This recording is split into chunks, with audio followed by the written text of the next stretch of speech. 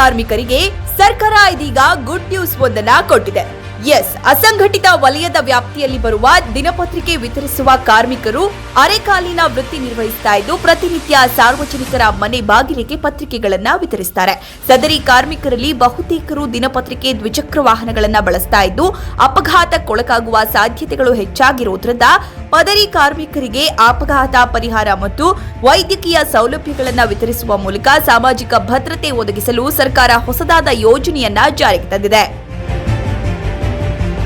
ಹಾಗಿದ್ರೆ ಈ ಯೋಜನೆಯ ನೋಂದಣಿ ವಿಧಾನವನ್ನ ನೋಡ್ತಾ ಹೋಗೋದಾದ್ರೆ ಇ-ಶ್ರಮ್ ಪೋರ್ಟಲ್ನಲ್ಲಿ www.eShram.government.in ನಲ್ಲಿ ಸ್ವಯಂ ನೋಂದಣಿ ಅಥವಾ ಹತ್ತಿರದ ಸಾಮಾನ್ಯ ಸೇವಾ ಕೇಂದ್ರ, ಕರ್ನಾಟಕ 1 ಅಂಚೆ ಕಚೇರಿ, ಬೆಂಗಳೂರು 1 ಹಾಗೂ ಗ್ರಾಮ 1ಗಳಿಗೆ ಭೇಟಿ ನೀಡಿ ನೋಂದಣಿಯನ್ನ ಮಾಡಿಕೊಳ್ಳಬಹುದು. ವೈದ್ಯಕೀಯ ಸೌಲಭ್ಯ ಯೋಜನೆ ಪಡೆಯಲು ಅರ್ಹ ಫಲಾನುಭವಿಗಳು ಯೋಜನೆಯಡಿ ನಿಗದಿಪಡಿಸಿದ ನಮೂನೆಯಲ್ಲಿ ಅಗತ್ಯ ದಾಖಲೆಗಳೊಂದಿಗೆ ಹತ್ತಿರದ ಕಾರ್ಮಿಕ ಅಧಿಕಾರಿಗಳ ಕಚೇರಿ, ಹಿರಿಯ ಕಾರ್ಮಿಕರ ನಿರೀಕ್ಷಕರುಗಳ ಕಚೇರಿಯನ್ನ ಅರ್ಜಿಯನ್ನ ಸಲ್ಲಿಸಬಹುದು. ಇನ್ನು ಯೋಜನೆಯ ಸೌಲಭ್ಯ ಪಡೆಯಲು ಅರ್ಹತೆಗಳೇನು ಅಂತ ನೋಡ್ತಾ ಹೋಗೋದಾದ್ರೆ